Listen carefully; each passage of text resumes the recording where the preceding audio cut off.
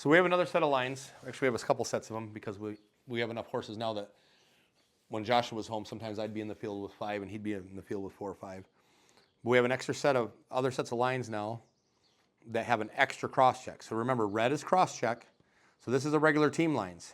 This green and red here is a regular team lines. And these just have an extra set of cross checks, and we can lay them out and measure them when we get outside. And they're farther back with their own set of adjustable holes. So on 4 abreast, the main line goes to the outside horse. We'll call this the left-hand line, the left-hand horse. The next cross check goes to that horse, but goes to the left-hand side of this horse. The extra cross check goes to the middle horse now, going to the first right-hand horse, but the left side of their mouth. Everything's the opposite over here. Right-hand horse to this right-hand side of the mouth. Other good middle horse to this horse's right-hand side of the mouth. Dotted is spacer straps. So you're using 2 spacer straps here with extra cross checks. And if you look at this, if you're just starting out with this, add some weight. Hook to a sled or a stone boat and get out in the field and just be patient. These 2 horses need to be darn tootin' good. If these 2 are not, tie their breeching rings to the good horses so you don't have your hitch fold inside out because things can get real western in a hurry. So we'll just call this a breeching ring. Tie them together.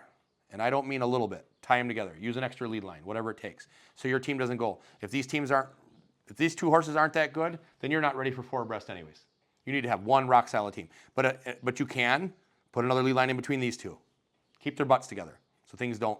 I think maybe you can edit in like when Duck turned out a little bit, hooking back to the rototiller at the end of the day. Sure. If I don't have a son there and I'm not perfectly calm, my other 3 are perfectly calm, that can get western in a hurry.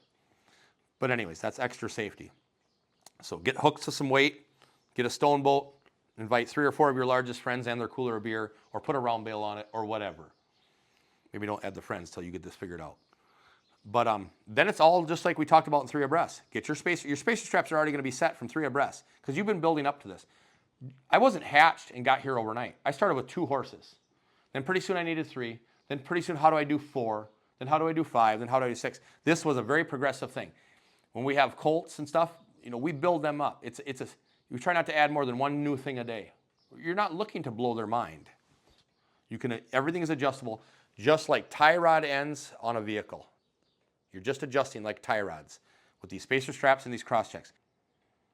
So there's 4 abreast. So that's a set of lines that you have dedicated to this? Yes, I don't take them extra cross checks off. We do this every day. You see that. Sure. So we have. So for the guy that does it occasionally, you could have these added. Yeah, and so would you is that something you would do yourself? Was it take a? I would have these made at a harness shop. Yeah. And hopefully me and you can get the measurements out there today, and you would have to punch extra holes in your main lines. Make sure these main lines don't cut any corners. Just because they were Grandpa's lines, if you want to keep Grandpa's lines, then great, oil them and hang them on the wall. These lines need to be good. 4 or 5 horses can pull a lot. I mean, look at my hands after all. They pull, Right. especially if your horses are fed up and in good shape. Right. Don't cut corners, and I was taught that starting by Robert. Don't cut corners on bridles and lines. That's your life. So yeah, you could have 1 set of lines, team lines, and have extra holes punched in them and have extra cross checks made, but you wouldn't be able to have any buckles on the back because you're going to put these on from the rear then. Right. So you wouldn't have to. So back here, you're either going to be tying a knot or don't ever lose any lines. You saw me lose lines visiting with you this morning and they fell down in the evener just because I wasn't paying attention. Good thing I had good horses and Joe Mishka caught it.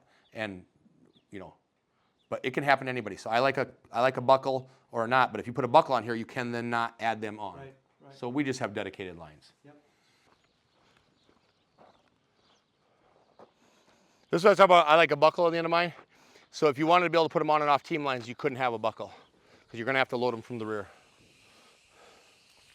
Michael, go that way so you're straight. Okay. Keep going, son. Okay, that's good, son. Lay it down.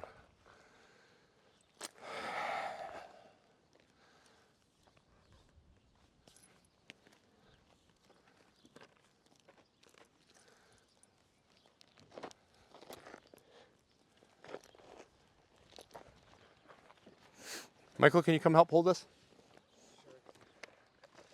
Can you hold it? Okay, we'll just check this first set of cross cross checks like a team. Hold it there.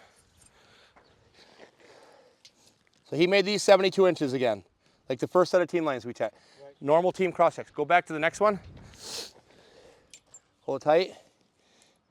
These are 7'7", 7'8", 92 inches, and they are right now at my setting. I drive 4 and 5 abreast. You can maybe fine tune it a little bit between 4 and 5 abreast. Right now they are 22 inches farther back on the main lines. But it's not, if you didn't have that Conway buckle in the back, it's not very hard to add an extra set of cross checks and slide them on from the rear. Right. So we'll demonstrate that later on horses if you like.